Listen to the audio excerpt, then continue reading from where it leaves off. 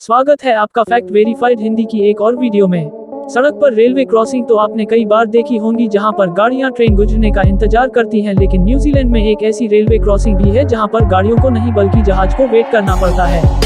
Railway system आज से लगभग 200 साल पहले इन्वेंट हुआ था और क्योंकि उस टाइम में ट्रांसपोर्ट का और कोई ऑप्शन मौजूद नहीं था, इसी वजह से ये तकनीक सारे देश अपनाने लगे और जल्दी रेलवे ट्रैक बिछाने लगे।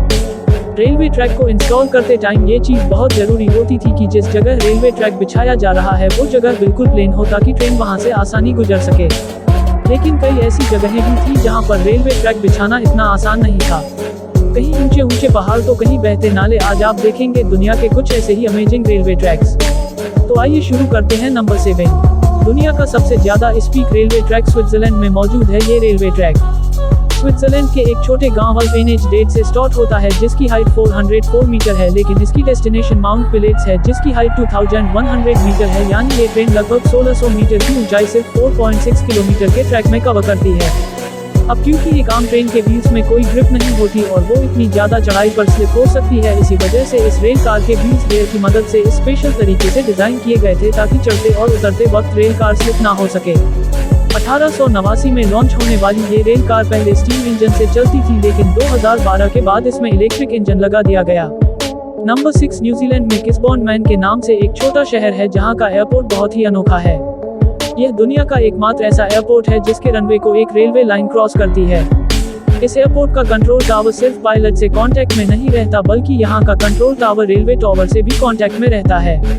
अगर प्लेन लैंडिंग के काफी करीब होता है तो ट्रेन को रोक लिया जाता है या फिर टेक ऑफ से पहले प्लेन को इंतजार करने को कहा जाता है। रनवे की जिस जगह से रेलवे ट्रैक गुजर रहा है उसको स्पेशली ऐसे डिजाइन किया गया है कि जहाज की लैंडिंग के वक्त कोई हादसा ना हो।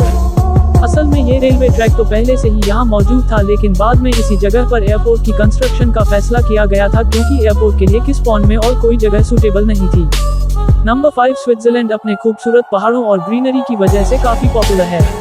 इन माउंटेन पे रेलवे ट्रैक बनाना वाकई एक बहुत बड़ा चैलेंज था। 5270 फीट की ऊंचाई पर मौजूद जसमत नामक एक छोटा शहर है। यहाँ से लेकर ऑल द सेंट मोरिस तक एक खूबसूरत रेलवे ट्रैक 291 किलोमीटर लंबा है। यहाँ पर एक वक्त में सिर्फ एक ही ट्रेन चल सकती है जिसको ग्लेशियर एक्सप्रेस कहा जाता है। पहाड़ों और स्नोफॉल की वजह से यहाँ ट्रेन बहुत स्लो चलती है और ये पूरा सफर 8 घंटों में होता है। इसी वजह से ग्लेशियर एक्सप्रेस दुनिया की सबसे स्लो चलने वाली ट्रेन भी कहलाती है। इस पूरी यात्रा में ट्रेन पहाड़ों के अंदर बने नजदीकी वन टनल में से गुजरती है। यहाँ का टनल फुल्का टनल कहलाता है, जो 6 किलोमीटर लंबा टनल है और इसी सफर के दौरान ट्रेन एक ऐसे पुल से भी गुजरती है जो 450 फीट ऊंचाई पर बना हुआ है। नंबर 4, जहाँ दूसरी कंट्रीज में ट्रेन ट्रैक के ऊपर चलती है, जापान में एक ऐसा रेल नेटवर्क भी है जहाँ पर ट्रेन ट्रैक के नीचे चलती हैं। यह अपनी तरह का पहला रेलवे सिस्टम था जो जापान में लॉन्च किया गया। 1968 में लॉन्च होने वाला ये ट्रैक 2 एरियाज को आपस में मिलाता है जिसको कोनन मोनोरेल नेटवर्क कहा जाता है। इस ट्रैक की लंबाई सिर्फ 65 किलोमीटर है और ये ट्रेन टोटल 7 स्टॉप्स पर रुकने के बावजूद भी यात्रियों को स्टार्टिंग पॉइंट से एंडिंग तक सिर्फ 14 मिनटों में पहुंचा देती है। नंबर 3, स्विट्जरलैंड में ही एक पॉइंट ऐसा भी है जहां पर ट्रेन को फ्लैट जमीन से एक पहाड़ी पर चढ़ना होता है क्योंकि ट्रेन इंजन इतने ज्यादा पावरफुल नहीं होते कि वो इतनी ज्यादा चढ़ाई पार कर सकें। इसी वजह से ये वायाडक्ट बनाया गया था जिसको ब्रूनो स्पाइरल वायाडक्ट कहा जाता है। 1903 में लॉन्च किए जाने वाले इस स्पाइरल ब्रिज का मकसद था कि ट्रैक की हाइट को धीरे धीरे बढ़ाया जाए। इस स्पाइरल ट्रैक की मदद से ट्रेन 20 मीटर की ऊंचाई को बहुत ही कम डिस्टेंस में पार कर लेती है और इस तरह का स्पाइरल ट्रैक पूरी दुनिया में कहीं नहीं है।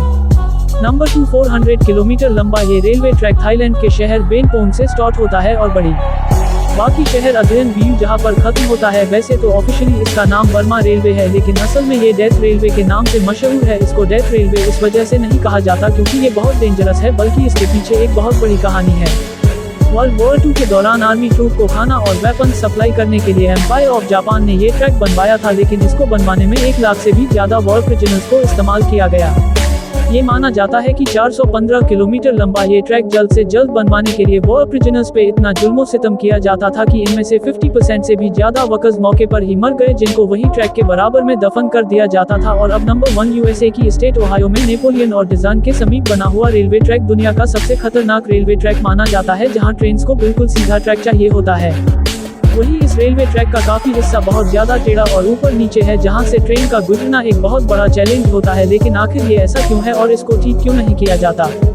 असल में इस ट्रैक का जो हिस्सा जंगल से गुजरता है वहाँ जमीन गीली है और इसी वजह से ट्रैक जमीन में बैठ गया है। इस ट्रैक को रिपेयर करने की बहुत कोशिशें की गई हैं, लेकिन नरम जमीन होने की वजह से यह हल नहीं हो पा रहा।